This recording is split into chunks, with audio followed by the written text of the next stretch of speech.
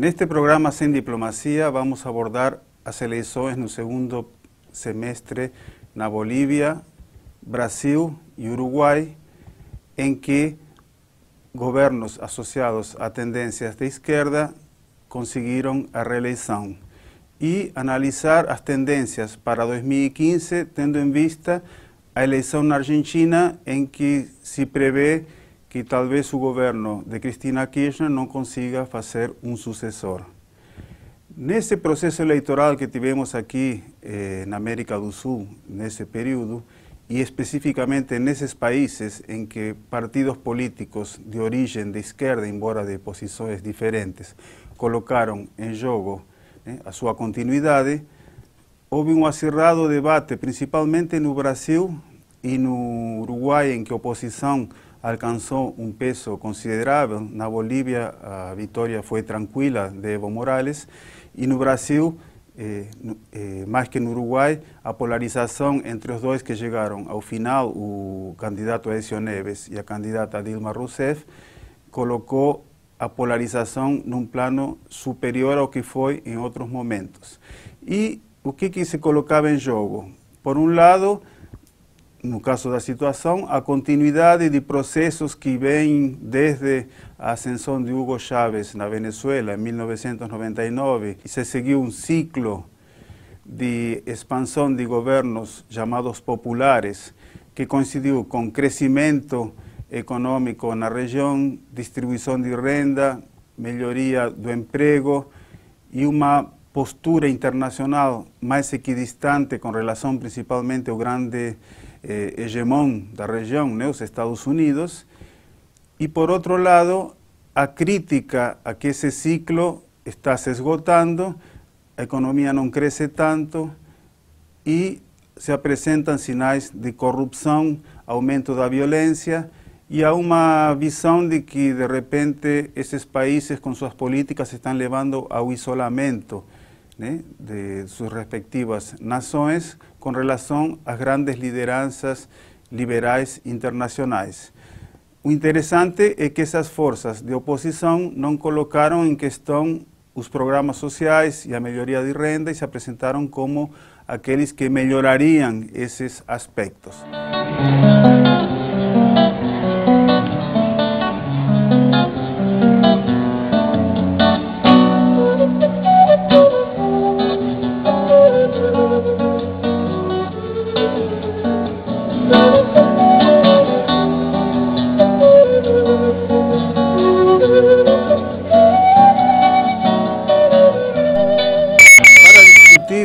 Essa perspectiva, tanto dos setores que se posicionam favoravelmente à continuidade dos processos associados a governos progressistas e aqueles que se posicionam contrariamente a partir dos argumentos apresentados, associando-os ao populismo, ao nacionalismo, a uma visão atrasada do que eles consideram o que seria a modernidade, temos dois convidados que fazem parte do programa de pós-graduação em Relações Internacionais da Unesp, da Unicamp e da PUC São Paulo. Elce Rodrigues, obrigado pela sua presença, vai apresentar a perspectiva dos setores que apostam na continuidade desses governos, desses processos, que vêm como algo importante e favorável.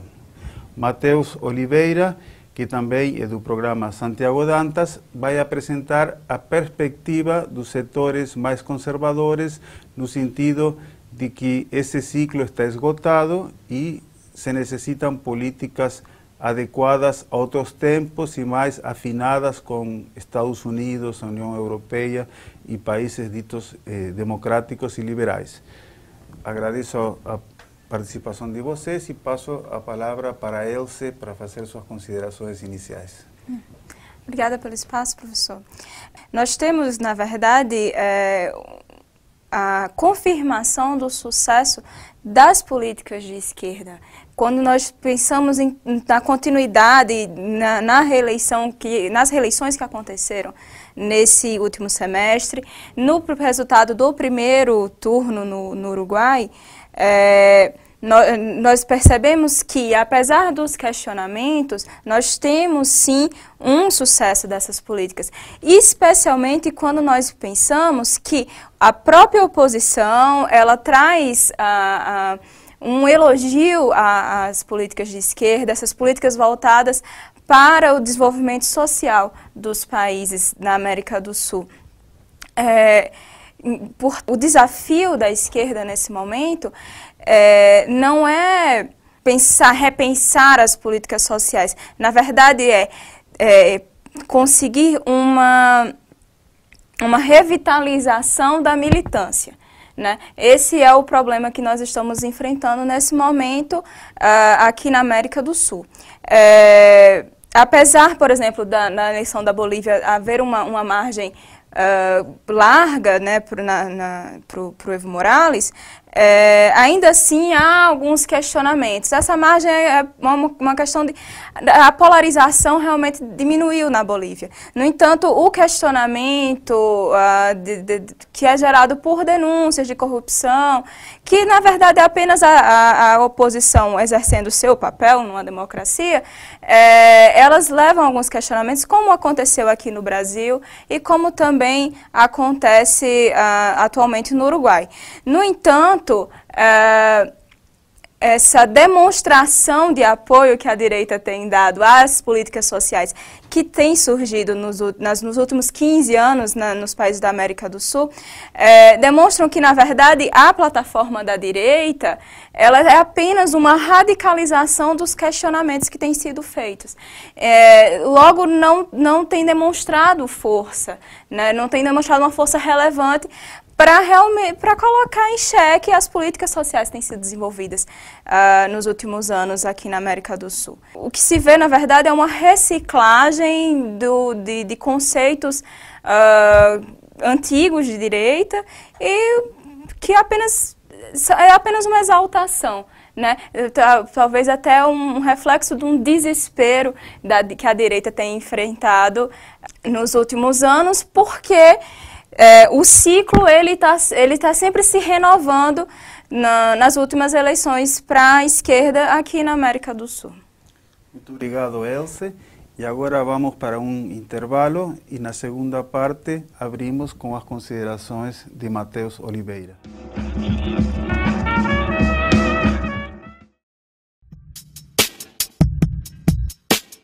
O espaço virtual Sem Diplomacia divulga análises e comentários polêmicos sobre eventos internacionais. Ele é uma parceria entre o Instituto de Estudos Econômicos e Internacionais e a Assessoria de Comunicação e Imprensa da Unesp.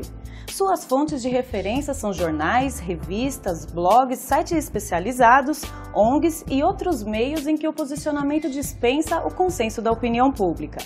Ele debate a conjuntura internacional a partir de visões dos grandes meios jornalísticos, justamente porque vão direto ao ponto, sem rodeios, sem diplomacia. Seus artigos levam o mesmo título da fonte de origem, acompanhado de uma síntese explicativa sobre seu conteúdo e o link para acesso à versão completa. As análises da equipe do Sem Diplomacia ou de colaboradores externos são publicadas nas seções Opinião e Podcast.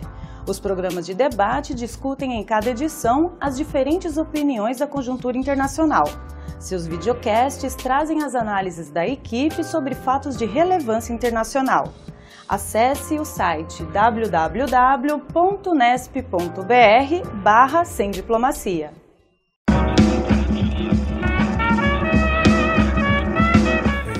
Nesta segunda parte, Matheus Oliveira vai apresentar a visão crítica desses governos e que se apresentaram na perspectiva oposicionista nas eleições. Obrigado pela participação. Obrigado pelo convite, professor.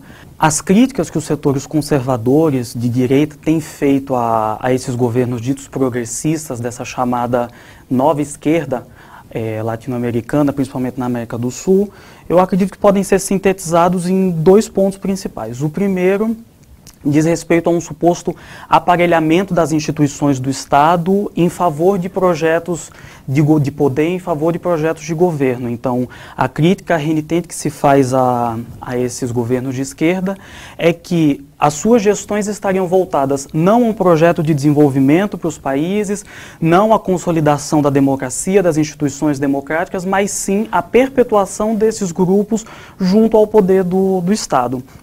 Então, nesse sentido, que se critica, por exemplo, as políticas sociais que são apontadas pela esquerda como talvez o principal êxito dos seus governos, elas são apontadas pelas oposições como sendo uma forma de manter as populações, principalmente os grupos mais pobres, os grupos menos letrados, subservientes a esses governos, garantindo que eles se perpetuem. Então, nesse sentido, se critica a esquerda porque aponta-se que existe uma contradição. Ao tempo em que a esquerda afirma estar diminuindo a desigualdade social, diminuindo a pobreza, possibilitando a ascensão desses grupos historicamente marginalizados, os setores conservadores de direita respondem que não, que eles estão perpetuando essa condição porque é essa condição que favorece o eco do discurso de esquerda que garante que esses grupos se mantenham no poder.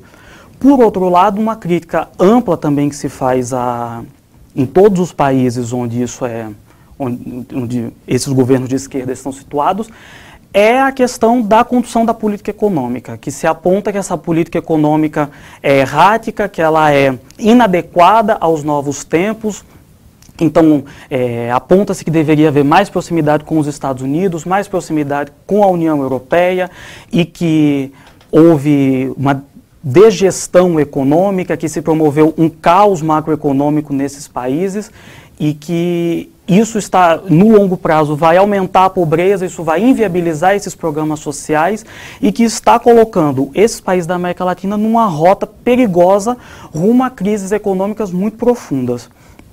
É interessante notar, por exemplo, o caso da Bolívia, onde o presidente Evo Morales se reelegeu com uma larga margem de votos sobre o seu oponente, e como o fato de o Evo Morales ter um governo com uma gestão econômica mais ortodoxa, baseada em princípios de gestão econômica, que poderiam ser considerados mais conservadores, foi justamente onde houve o maior êxito da esquerda nessas eleições. Então, isso também é apontado por setores conservadores como uma suposta evidência de que são essas as políticas corretas a serem executadas na América do Sul nesse momento. Então, acredito que em termos de gestão econômica e de um suposto aparelhamento e partidarização das instituições, é que a gente pode situar as principais críticas da direita, dos setores conservadores aos governos atuais progressistas na América do Sul. Muito obrigado, Mateus. E agora passamos para a parte em que cada dos debatedores apresenta a sua posição com relação ao tema desse programa. Passo a palavra, então, novamente para Elze. Realmente, as políticas, a maneira de desenvolver essas políticas sociais nos governos de esquerda atuais aqui na América do Sul precisa ser de alguma maneira revisto. No entanto, o que é pregado, a revisão que é pregada pelos setores de direita e de oposição, ela não traz nenhuma novidade, né, no que diz respeito ao que precisa ser alterado nessas políticas. É importante, então, para a esquerda repensar suas políticas, levando um pouco em consideração as críticas da oposição, sim, são importantes, mas também fazendo uma reflexão a respeito das suas próprias dificuldades e dos seus próprios desafios, das perspectivas que estão por vir. A questão econômica, ela é central nos próximos anos, inclusive para que haja a manutenção das possibilidades de executar políticas sociais eficazes nos países que atualmente estão sendo governados pela esquerda. Muito obrigado. E passo agora a palavra para Mateus. Eu vejo que o quadro eleitoral desse segundo semestre mostra, sem dúvida alguma, que existe algum esgotamento nos modelos de governo que estão sendo implantados das esquerdas sul-americanas. Ao mesmo tempo, Eu penso que é preciso relativizar muitas das críticas que são feitas aos conservadores, dos conservadores, em diversos aspectos. Por exemplo, em tratar essa esquerda de uma forma homogênea, utilizando termos como bolivariano para se referir a todos esses países com governos de esquerda, como se não houvesse diferenças entre eles, quando na verdade existem profundas diferenças entre o governo boliviano, entre o governo da Cristina Kirchner na Argentina, da Frente Ampla no Uruguai, do Partido dos Trabalhadores aqui no Brasil. Então, são governos muito heterogêneos entre si e que não podem ser reduzidos a um adjetivo comum, sem que isso signifique perder muito da capacidade de análise sobre esses governos. Outra coisa que eu penso que precisa ser matizada é pensar também como essa tentativa de esgotamento que é feita pelos setores conservadores do debate direita e esquerda é reveladora do atual quadro. Existe uma tentativa de esvaziar o debate de direita e esquerda e dizer que isso está ultrapassado, que essas ideologias não são mais pertinentes ao atual momento. Então, como nós vimos muito na campanha eleitoral aqui no Brasil, não o candidato da oposição defendendo que deveria haver, estava pensando em gestão, em técnica, e nós já vimos isso na América do Sul, nós já vimos isso na América Latina. Esse tecnicismo no governo foi o argumento neoliberal para tentar esvaziar a política de decisões que são eminentemente políticas. Uma decisão de política econômica não é tomada por um grupo de senhores sábios diante de gráficos e tabelas que tentam reduzir as questões a fórmulas. São decisões políticas. Por mais técnica que seja uma questão, existe um forte componente político na sua decisão, e eu penso que isso precisa ser tido em vista de forma muito clara nesse atual debate, porque me parece haver uma tentativa de esvaziar isso.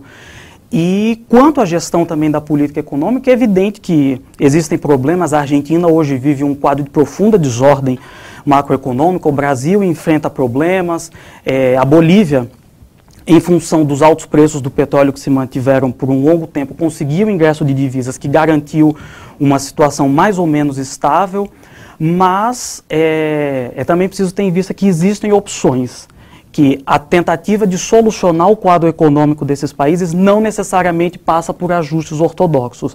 É possível, sim, desenvolver políticas heterodoxas que sejam capazes de conter e de fazer frente a esses desafios que aparecem para as economias. Mas, de maneira geral, eu penso que isso é importante. Por quê? Porque muitas vezes a ortodoxia e o neoliberalismo e esse conjunto de ideias está sendo apresentado como se fosse a única via, a única solução. E é preciso ter em vista que existem outras possibilidades e que nós não podemos, sobretudo, perder de vista que a política como deve ser gerida, em termos de quem ela deve ser pensada, para quem ela deve ser pensada. Muito obrigado, Matheus. E agora, encerrando o programa e fazendo alguns comentários, realmente as duas perspectivas colocadas por Elze e por Matheus nos fazem refletir sobre alguns aspectos importantes que ficaram como recado, digamos, ou como questão apresentada como importante pelos embates nessas eleições. Por um lado, se constituiu uma nova hegemonia. Em que sentido? De repente, esses programas sociais que foram um êxito em todos os países em que foram aplicados, e especificamente nesses três que tiveram eleições nesse semestre, se incorporaram como uma narrativa ou como uma visão consensual, inclusive dos setores que muitos anos atrás seriam opostos ou não colocariam isso na agenda. Então, na agenda central dessas eleições, a questão da melhoria da situação social, da distribuição de renda, dos salários, diminuição da pobreza, tudo isso passou a ser um foco essencial. Por quê? Porque essas políticas que esses governos desenvolveram, de alguma forma, por convicção ou por oportunidade, levaram a oposição a ter que reconhecer isso por uma questão também eleitoral. Então, por um lado, se constituiu essa nova hegemonia. É difícil qualquer partido, independentemente do seu signo liberal ou não, desconhecer a necessidade de ter políticas efetivas e ativas de melhoria social. Ao mesmo tempo, se coloca outra perspectiva que os dois apresentaram, que é o termo do esgotamento, ou seja, esses governos já estão no poder há bastante tempo, no caso do Brasil desde 2003, no caso do Uruguai é o terceiro mandato da Frente Ampla, no caso da Bolívia o terceiro mandato de Evo Morales, então já é um tempo em que começa a se discutir esgotamento, renovação ou aprofundamento, dependendo do ponto de vista político-ideológico. Para os setores mais conservadores seria, né, uma renovação pelo esgotamento. Mas há uma crítica de esquerda a essa esquerda que fala em aprofundamento das mudanças. Inclusive, em alguns países, principalmente no Brasil e no Uruguai, alguns setores que vêm da esquerda diziam, aí a discussão não é esquerda e direita, porque no caso do Brasil há uma convergência programática bastante profunda entre o PT e o PSDB, né? A disputa foi principalmente por poder, exercer o poder do Estado, não tanto pela diferença programática. Então o que se necessita é que, de fato, a esquerda assuma sua estratégia de esquerda e não se limite apenas a uma distribuição de renda, programas sociais, assistenciais, etc. E essa crítica também apareceu no Uruguai. Então, para alguns setores mais radicais, não seria mais um embate entre esquerda e direita, senão entre várias visões sobre a mesma ordem. Então, essa é uma questão importante a resgatar. Se criou uma nova hegemonia em termos de trazer a questão social para o centro da agenda e, ao mesmo tempo, surge uma crítica à esquerda que aponta que, se não houver uma mudança e um aprofundamento dessas políticas no sentido social, no sentido popular e alguns até no sentido socialista, esses processos vão se esgotar e essas forças que vieram como uma novidade um tempo atrás passam a se tornar forças da ordem. Então eu acho que essas duas intervenções dos colegas nos colocaram muito bem nos desafios que se colocam, tanto pela crítica desses governos, né, como por parte daqueles que buscam a continuidade e que, no caso dos três países apresentados, essa continuidade foi garantida nas urnas, né, pelas eleições. Muito obrigado e até o próximo programa.